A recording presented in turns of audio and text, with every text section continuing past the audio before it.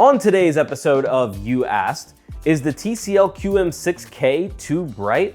How should you balance upscaling between your Apple TV 4K and 4K TV? And things to know about Google Veo 3 and its AI video creation. Welcome back to the channel, everyone. This is You Asked, the show where we answer your tech questions. If you've got something you want to know, send your question to youasked@digitaltrends.com. And don't forget to tune in every Sunday at 7:45 a.m. Pacific to see if your question has been selected for the show. Our first question comes from, well, one of my favorite usernames yet, Jiggle. Yep, Jiggle. They say, if I were to get a Panasonic Z95A with incredible upscaling, but I don't like the operating system, Amazon Fire TV, so instead get the Apple TV 4K, is the upscaling any good, or should I stick with the TV's Smart OS Fire TV?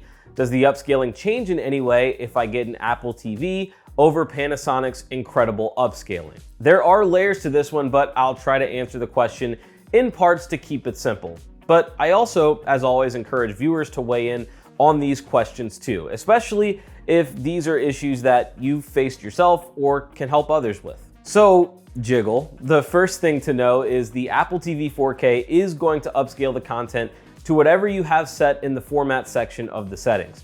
So if you have it set up to 4K, it's going to take whatever you're watching, upscale it to 4K, and then send that to your Panasonic TV.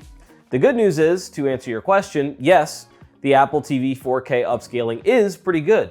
And if you're that bothered by Fire TV, it's a good option. I haven't tested how good the Apple TV 4K upscaling is versus using the apps built into the TV, like side by side or anything, but if it's well-produced content, which most current movies and shows are on the big streaming services, you probably won't be able to tell the difference. That said, if you go that route, be sure to go into your Apple TV 4K settings and select Match Content Range and Frame Rate. This ensures that the Apple TV 4K won't upscale SDR content into HDR and give you this weird, fake HDR looking image, and instead keep things natural to how the content was created. It's not recommended, but if you wanted your TV to do more of the upscaling to 4K, you could set the output on your Apple TV 4K to match the content. So, for example, set the output to 1080p if you're watching 1080p native content, and then let the TV take it up to 4K,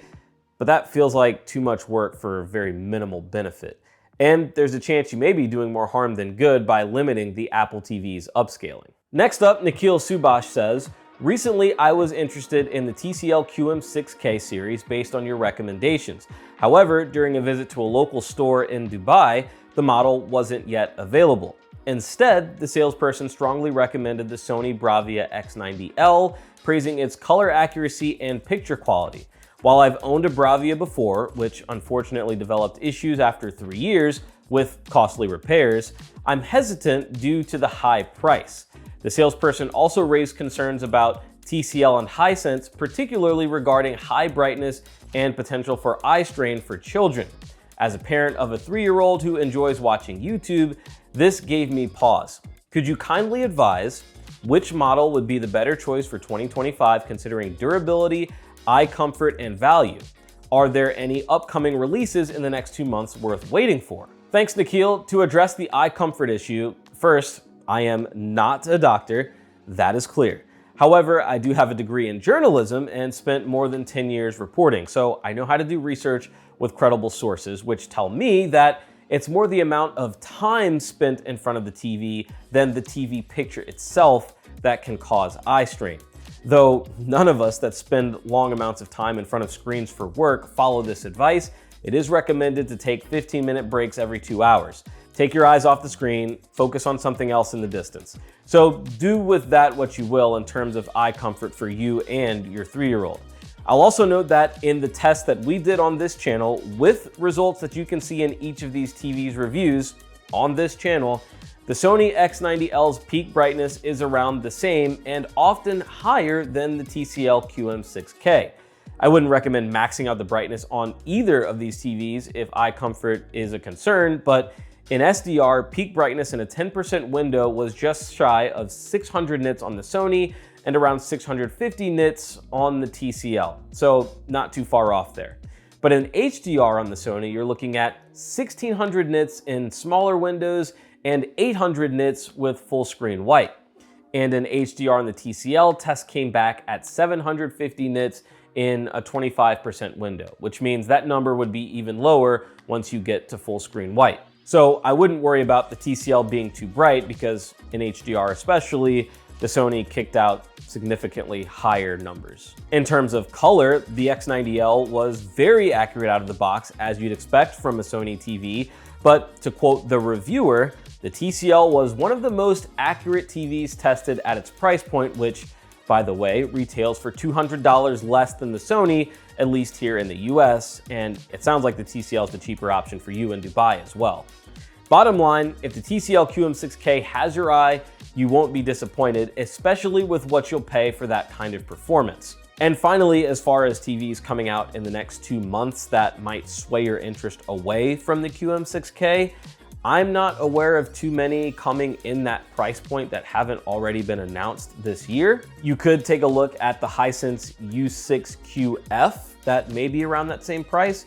And if they're on sale, think about the Hisense U7QG or the TCL QM7K. They might dip down to about that QM6K price, wherever that's sitting at. But otherwise, I think that's about the best bang for your buck option that you're gonna get. Moving on from TVs, let's cross the pond to managing editor John McCann to answer some of your AI related questions around Google Veo 3. Google announced the latest version of its AI video generator during its I/O keynote in the middle of May. And with Veo 3, we get a major upgrade. It's moving out of the silent age of film and into the audio era. Now it's not only able to generate eerily convincing video, it will also add sound effects, background sound, and even speech to those videos. Yes, your AI-generated moving pictures can now talk, and in a series of different accents. We can talk. We can talk. We can talk with accents.